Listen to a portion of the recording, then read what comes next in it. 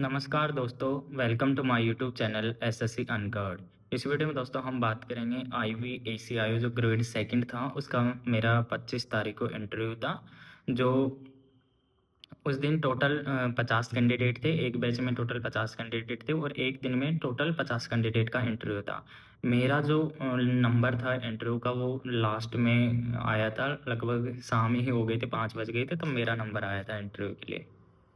पहले दोस्तों इंटरव्यू के लिए उन्होंने डॉक्यूमेंट वेरिफिकेशन कर लिए थे, सारे डॉक्यूमेंट चेक करके उसके बाद में डॉक्यूमेंट चेक करने के बाद में इंटरव्यू के लिए भेजा जा रहा था।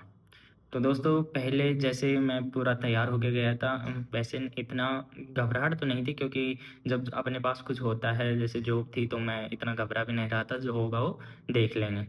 तो पहले जैसे ही मैं गया तो मैंने बोला कि मे आई कम इन सर। तो उन्होंने बोला कि आओ। फिर उन्होंने बोला बैठ जाओ।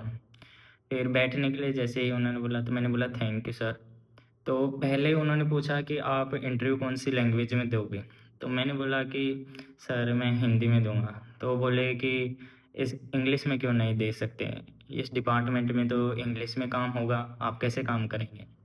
तो मैंने बोला कि सर इसका जो डिस्क्रिप्टिव जो पेपर हुआ था वो पूरा इंग्लिश में हुआ था और मैं उसको क्वालीफाई करके आया हूँ। मेरा जो मीडियम है वो शुरू से ही हिंदी रहा है। बाकी मैं लिखने में ठीक-ठाक लिख लेता हूँ इंग्लिश, लेकिन बोलने में इतना सही नहीं हूँ, बाकी कंपैरिज़न हिंदी के।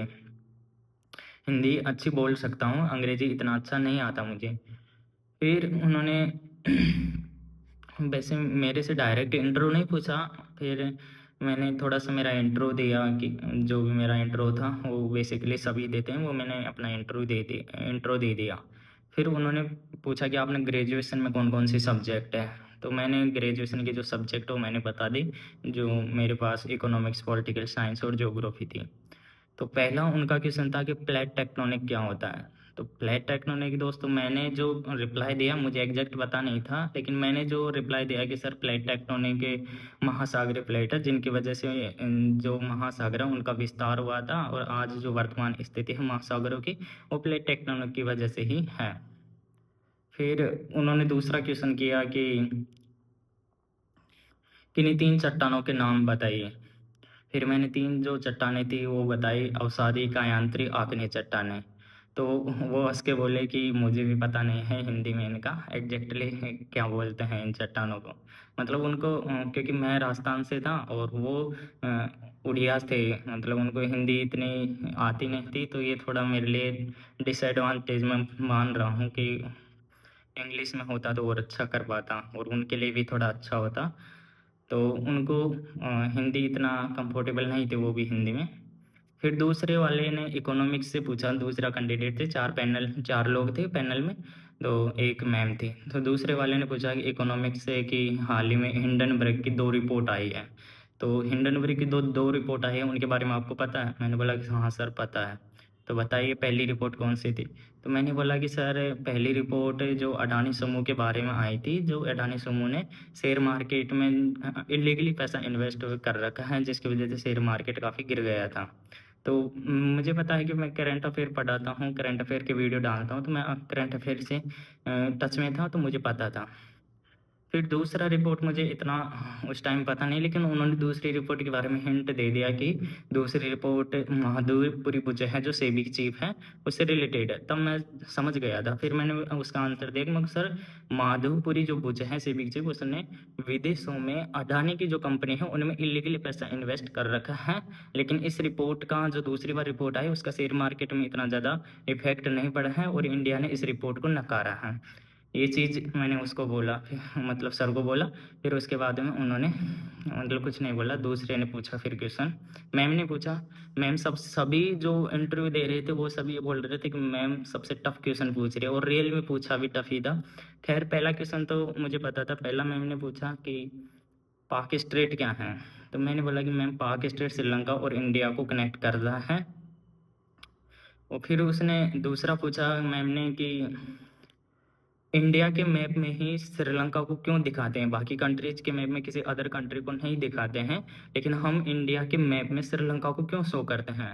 और ये क्वेश्चन थोड़ा मेरे लिए तब था कि एग्ज़ैक्टली तो पता नहीं क्यों इंडिया के मैप में हम देखते हैं इंडिया के मैप में हमेशा श्रीलंका होता है। तो श्रीलंका को दिखाते हैं, लेकिन क्यों दिखाते हैं ये एग्जैक्टली पता नहीं है। जैसे कि आप यहाँ इस मैप में भी देख सकते हो कि यहाँ जो इंडिया का मैप है उसमें यहाँ देखो इस श्रीलंका को दिखा रखा है। तो ये क्यों दिखाते हैं इसका आप भी सर्च कीजिए कि क्यों दिखाते हैं। ये क्वेश्चन अच्छा था। फिर मैंने बोला कि सॉरी मैम, मुझे एग्जैक्टली पता नहीं है। फिर दूसरे ने पूछा कि आप मतलब मेरे गांव का नाम लेके, डिस्ट्रिक्ट का नाम लेके पूछा कि आप वहाँ से हो, तो वहाँ का एमएलए कौन, मतलब सांसद कौन है। तो मैंने बुलाया, मैंने उसका नाम बता दिया था जो मुझे पता था। बेसिकली सबको ही पता होता है अपने क्षेत्र का। तो फिर उन्होंने पूछा आपके स्टेट में कौन सी गवर्नमेंट है, तो मैंने बता दिया गवर्नमेंट का सबको ही पता होता है, ईजी था।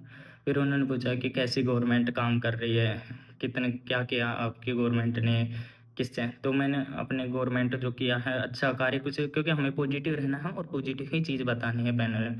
तो मैंने पॉजिटिव ही चीज़ बताया कि ये अच्छे काम किए हैं गवर्नमेंट के द्वारा। फिर फिर वो मुस्कुरा के बोले कि थैंक यू, चलो आप जा सकते हो आप। तो फिर मैं वहाँ से आ गया था। तो दोस्तों ये था इंटरव्यू। मतलब सब लोग दो दो क्वेश्चन पूछ रहे थे, लगभग 8-10 क्वेश्चंस हुए थे टोटल से। और लगभग 10 12 मिनट का समय वो ले रहे थे हर कैंडिडेट से। और बेसिक ही क्वेश्चन पूछ रहे थे, आप किस बैकग्राउंड से आते हैं। हालाँकि इंटरव्यू देने के बाद में सबको ये लगता है कि मैं और अच्छा कर सकता था। जैसे उन्होंने पूछा कि आप कैसे अंग्रेजी में काम करोगे? पहला पॉइंट तो मैंने सही बोला था कि मैं पे जो मेंस एग्ज़ाम वो डिस्क्रिप्टिव था इंग्लिश में, मैं पास करके आया। लेकिन मैं ये और जोड़ देता कि मैं सर अभी जो ऑफ़िस में काम करता हूँ, सीजी असिस्टेंट सेंट्रल एक्साइज़ में, टैक्स असिस्टेंट में, वहाँ भी सर सारा काम इंग्लिश में ही होता है। और जो भी जितने भी रिपोर्ट्स हैं, जितने भी ऑर्डर वगैरह हैं बनते हैं, वो सब इंग्लिश में बनते हैं और वो हम इंग्लिश में ही करते हैं। तो ये उनको बोल देता तो थोड़ा अच्छा बेनिफिट मिल जाता मुझे शायद। और और भी कुछ क्वेश्चंस थे, अगर मैं थोड़ा सोच के जवाब देता तो अच्छा होता। लेकिन आप कितना ही दे लो, आपको सबको बाद में यही लगेगा कि मैं और अच्छा कर सकता था और अच्छा कर सकता था। लेकिन मेन पॉइंट ये है कि पहला इंटरव्यू था, और पहला इंटरव्यू का जो एक्सपीरियंस है मैंने आपके साथ शेयर किया है। बाकी आगे के जो इंटरव्यू होंगे कभी देने का मौका मिलेगा तो अच्छा करेंगे। तो दोस्तों धन्यवाद दोस्तों, आपके साथ ही मैंने जानकारी शेयर की है। अगर वीडियो पसंद आए तो लाइक एंड शेयर करना। और अभी मैंने जो करंट अफेयर का वीडियो है वो 20 से 27 अक्टूबर का इम्पोर्टेंट क्वेश्चन है, उसको एक भी क्वेश्चन मिस मत करना। बहुत ही अच्छे क्वेश्चन बनाए हैं करंट अफेयर के, जो आगामी एग्जामों के लिए बहुत ही महत्वपूर्ण होने वाले, तो उनको देखना ना भूलें। धन्यवाद दोस्तों वीडियो को देखने के लिए। और अगर वीडियो पसंद आए तो लाइक एंड सब्सक्राइब करना। और आपको अगर कोई भी गवर्नमेंट एग्जाम से रिलेटेड कोई भी प्रॉब्लम फेस करनी हो, कैसे तैयारी करनी है, कौन सी बुक पढ़नी है, तो आप कमेंट में मेंशन कीजिए, आपको सारी चीज़ें वहाँ मिल जाएगी। धन्यवाद दोस्तों, मिलते हैं नेक्स्ट वीडियो में।